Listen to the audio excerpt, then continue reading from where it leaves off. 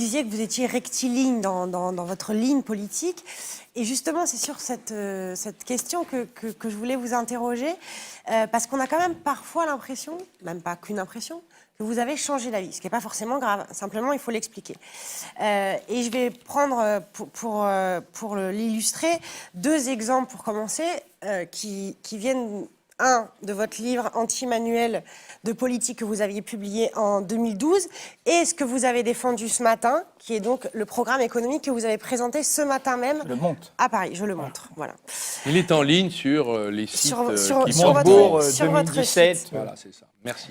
Dans cet anti-manuel de politique, vous écriviez, je vous cite, les politiques continuent de promettre croissance et plein emploi comme si de rien n'était. Il se trouve que ce matin, vous avez précisément promis comme si de rien n'était, croissance et plein emploi, en faisant les 2 points centraux de votre programme économique. Dans le même livre, vous étiez aussi séduit par un revenu d'existence, ce qu'on appelle aussi revenu universel.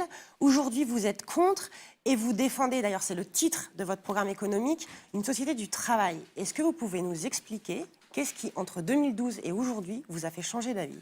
D'abord des doutes sincères sur... et c'est l'expérience aussi gouvernementale qui m'a appris ça.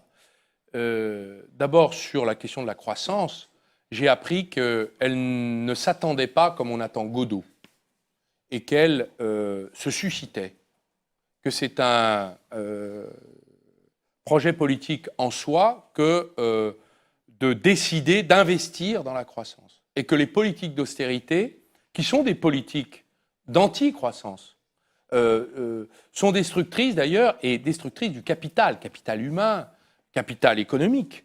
Et et je dois vous dire que l'expérience gouvernementale m'a beaucoup appris sur ce sujet. C'est-à-dire alors que vous pensiez à l'époque que c'était une fatalité, si vous voulez, voilà, je pensais ça. Vous disiez la crise est structurelle et donc il faut passer à autre chose. Et en fait, pas du tout. Et d'ailleurs, je raisonne exactement comme 10 pays du G20, toutes sensibilités politiques d'ailleurs confondues, qui ont des orientations politiques très différentes. Je raisonne comme le FMI et l'OCDE, qui aujourd'hui considèrent que nous devons faire des plans d'investissement dans la croissance, de relance budgétaire. Donc de ce point de vue-là, pour moi, dire la croissance est une chimère, c'est entériner l'austérité, c'est faire en sorte qu'on baisse les bras devant le chômage de masse. Et c'est presque comme si on avait digéré soi-même,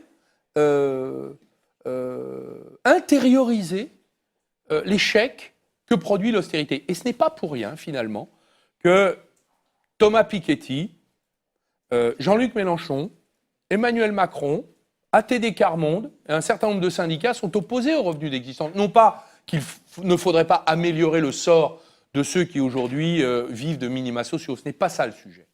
C'est que considérer qu'on peut verser un revenu d'existence, c'est finalement exonérer le système économique de payer le prix du travail. Et Jean-Luc Mélenchon emploie le terme de trappe à pauvreté, j'approuve son point.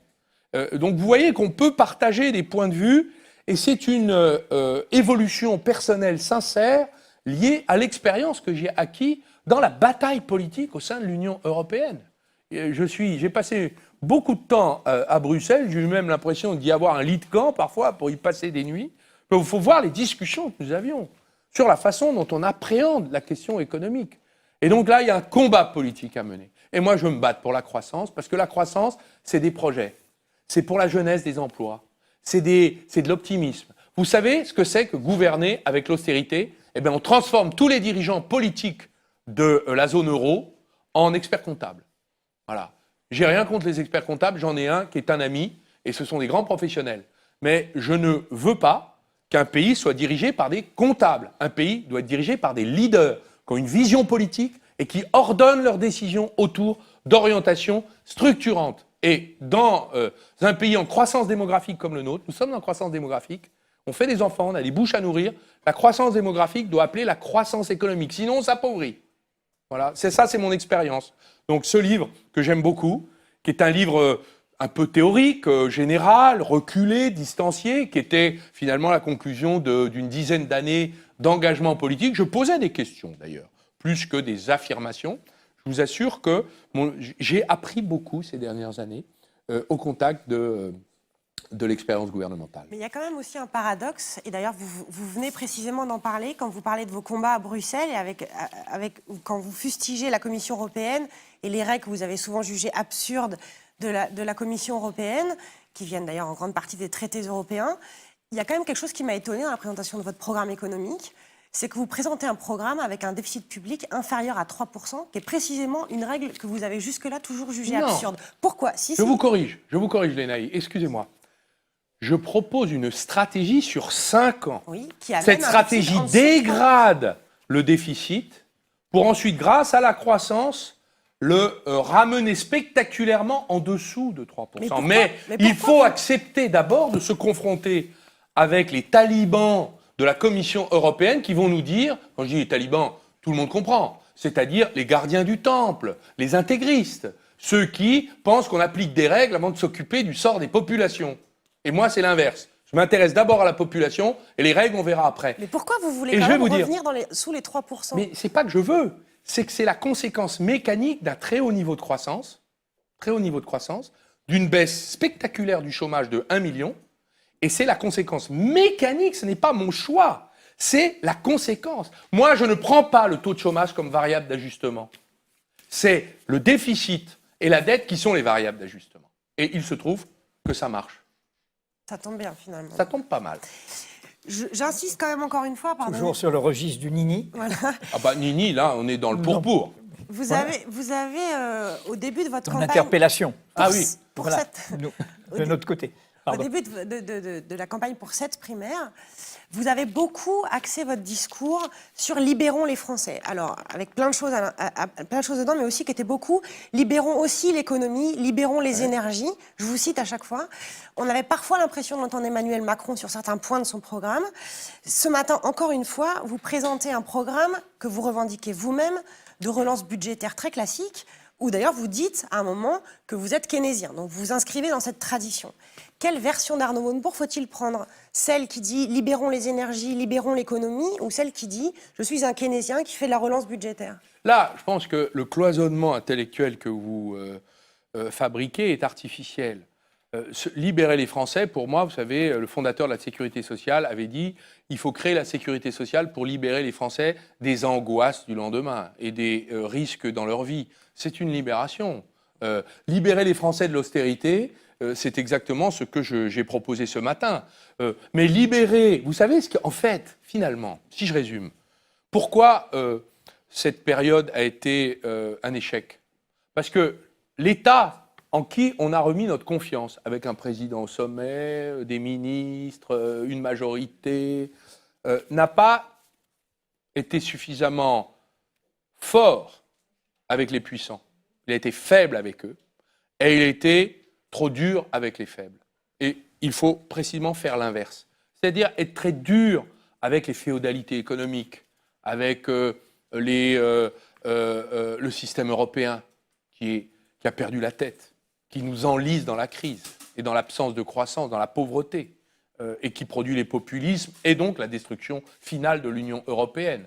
Se libérer de cela, c'est la même chose finalement que de se dire « et la suradministration de ma vie quotidienne ». Moi, je ne peux pas faire un pas en France sans rencontrer des commerçants, des entrepreneurs, des patrons d'associations très modestes, des chefs de service dans les collectivités locales qui disent « mais on est bloqué dans ce pays par les normes, la suradministration de la vie quotidienne. » De quelles normes vous parlez ? Mais des normes stupides, madame. Lesquelles, par exemple ? Par exemple, quand vous construisez des logements, vous êtes obligé de mettre des garde-corps sur les toits.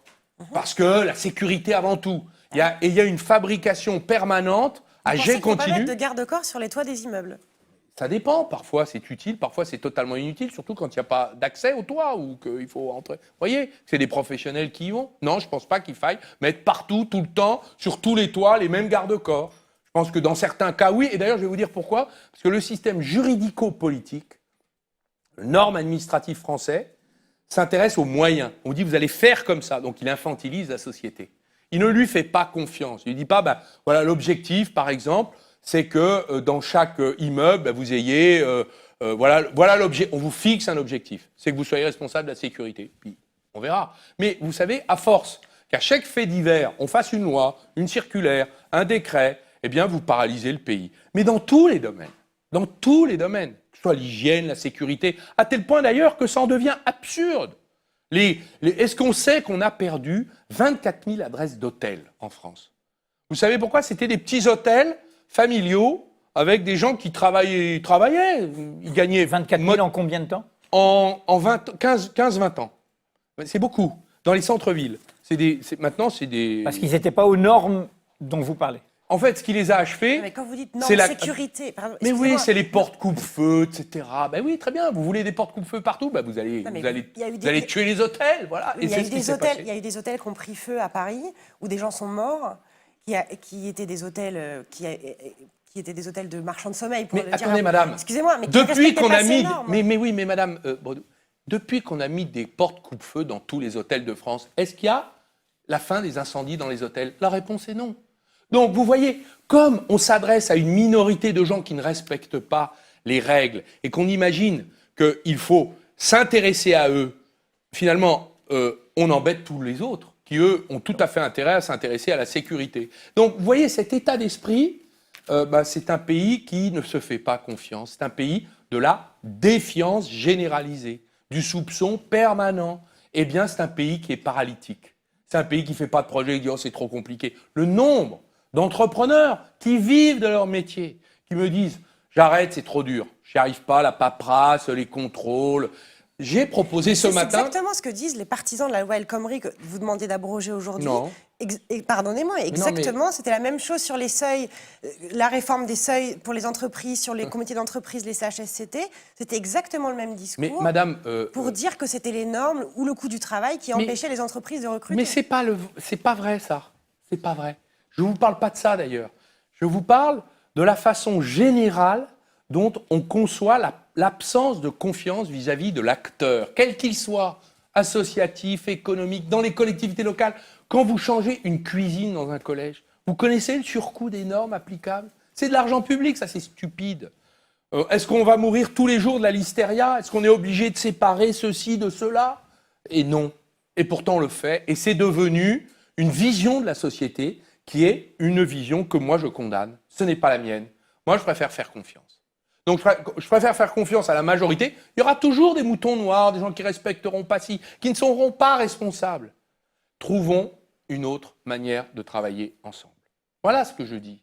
Est-ce que c'est absurde de dire ça? Alors après, vous me renvoyez dans vos cases. Vous dites, donc vous êtes d'accord avec M. Macron, donc vous êtes d'accord avec les partisans de la loi El Khomri. Je pense qu'à la question des seuils, est-ce que nous pourrions imaginer un compromis social historique entre les partenaires sociaux? C'est ce que je veux faire. Pour les PME.